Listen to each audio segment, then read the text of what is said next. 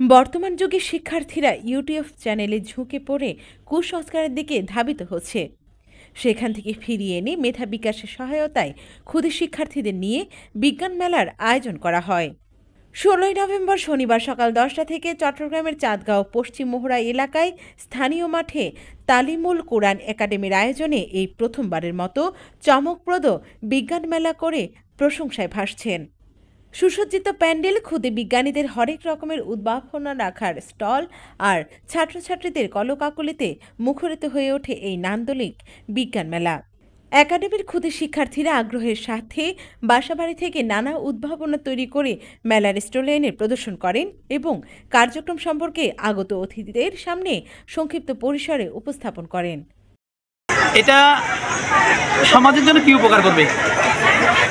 এটা দিনের বেলা সোলারের মাধ্যমে বিদ্যুৎ উৎপন্ন হবে এবং রাতের বেলা হয়ে গেলে আমাদের সেন্সর লাইটগুলো জ্বালাই দিতে হবে অটোমেটিক। তার মানে দিনের বেলা বন্ধ থাকবে, রাতের বেলা অটোমেটিক চালু হবে সোলারের মাধ্যমে।